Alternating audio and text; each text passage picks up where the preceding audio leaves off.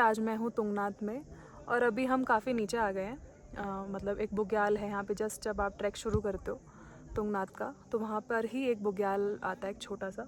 छोटा नहीं है वैसे तो, बड़ा है काफ़ी, लेकिन जैसे कि आप पीछे देख पा रहे होगे काफ़ी ज़्यादा धुंध धुंध बादल है।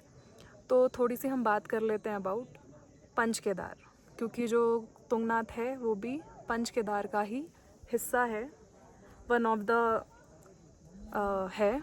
तो पंच केदार में हमारे आते हैं केदारनाथ, रुद्रनाथ, तुंगनाथ, कल्पेश्वर एंड मद्महेश्वर। अगर हम इसकी एक छोटी सी कहानी की बात करें कि बैकग्राउंड क्या है इन पंच केदार का, तो वो ये है कि जो पंच केदार हैं सबसे पहले तो ये आते हैं हमारे जो उत्तराखंड में ही गढ़वाल रीजन है, गढ़वाल डिवीज़न है उसमें। तो केदारनाथ आता है रुद्रप्रयाग में।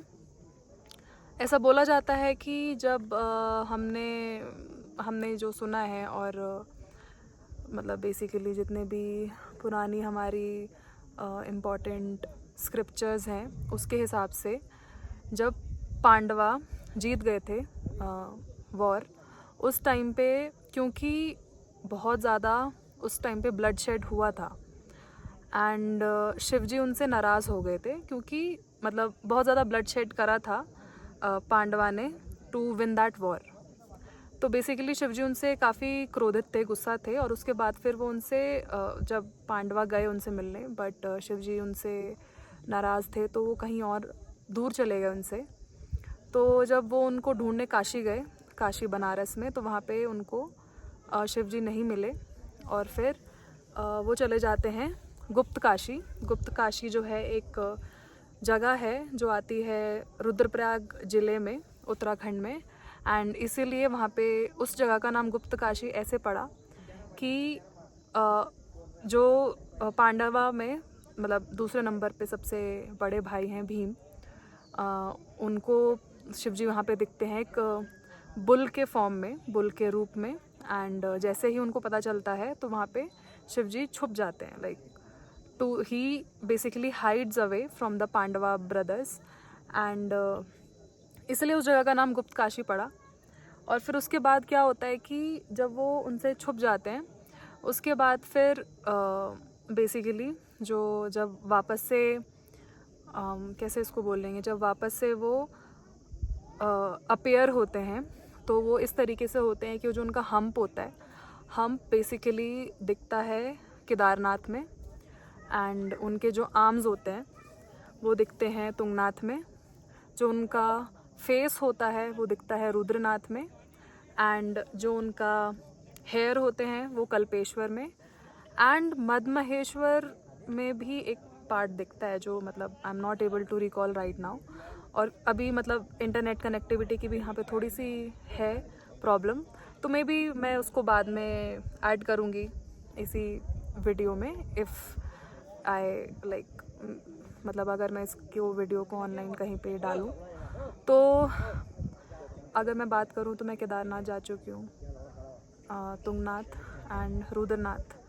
तुंगनाथ आज मैं सेकंड टाइम आ रही हूँ। लास्ट ईयर भी मैं दशहरा के टाइम पे आई थी, आज भी मैं, दशहरा तो नहीं है बट 3 अक्टूबर है, तो this is the second time in Tungnath. And आज इस बार मैं बोलूँगी क्योंकि I have done few tracks and मतलब रुद्रनाथ करने के बाद तो शायद मुझे ऐसा लगता है कि मतलब कोई भी ट्रैक करना उसके बाद थोड़ा इजी ही है टिल, मतलब बिल्कुल ही आप माउंट एवरेस्ट बेस कैंप या फिर अन्नपूर्णा या मतलब ABC जितने भी नेपाल में ट्रैक्स है या और भी वर्ल्ड वाइड जो भी ट्रैक्स हैं, बट वो तो चलो काफ़ी लंबी चौड़ी बात हो गई।